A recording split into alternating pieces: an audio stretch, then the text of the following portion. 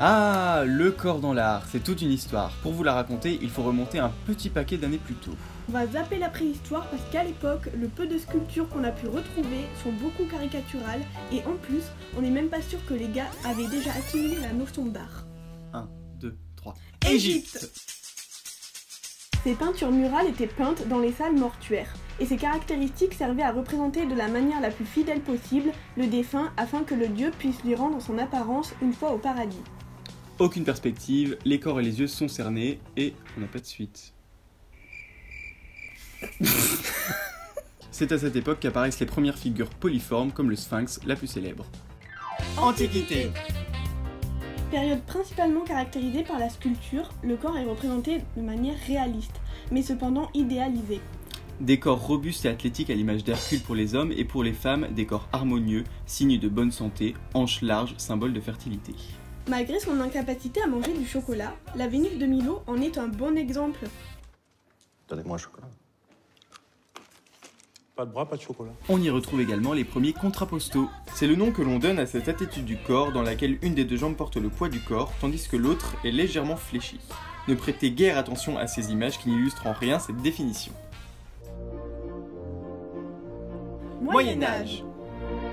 Le corps féminin est représenté de manière effilée, maigre, souvent blême. Le corps n'était pas représenté pour être contemplé, mais pour faire naître un sentiment de compassion chez le spectateur, et pour raconter des histoires. Père Castor, raconte-nous une histoire. Père Castor, mets tes lunettes et lis-nous tout. Père Castor, raconte-nous une histoire. Castor, raconte-nous des histoires. Castor. Non, des passages religieux en fait. Dans l'art byzantin, les corps sont tous à la même hauteur et aux mêmes proportions sans prendre en compte les différences de plan de positionnement des personnages. Les figures religieuses telles que Jésus-Christ ou la Vierge Marie sont représentées au centre de l'image.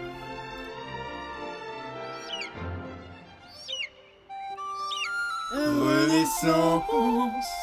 La Renaissance réintègre les canons de la sculpture grecque. Cependant, les musculatures sont moins exagérées et davantage proches de la réalité. Les artistes cherchent le Les artistes cherchent le réalisme dans leur représentation des corps. Ils s'intéressent à l'anatomie et au fonctionnement du corps humain qui se voit découvert, ouvert, écorché, disséqué, notamment dans les croquis de Léonard de Vinci. Le maniérisme. Le maniérisme, c'est l'exagération de l'anatomie, des visages, des expressions, de la musculature. La Vierge au long cou, Par exemple, nous montre des formes serpentines, Serpentina, contraposto exagéré, ainsi qu'un corps aux mensurations extravagantes, disproportionné, caractéristiques du mouvement, auxquelles... elle appartient. Clin d'œil au Moyen-Âge avec cette Marie bien plus grande que ses colocataires. Bah alors Marie, On n'a pas payé le loyer. baroque. Retour au naturalisme, plus de mouvement dans les corps ainsi qu'une forte puissance émotionnelle. Plutôt que d'idéaliser les héros en les montrant avant la bataille, on les montre en action. C'est l'arrivée du Caravage qui souligne les corps par sa technique de jeu de lumière qui crée de forts contrastes. Le néoclassicisme. Les corps sont idéalisés avec des courbes parfaites, inspirées des statues gréco-romaines. Les personnages sont représentés grandeur nature et les scènes sont théâtralisées.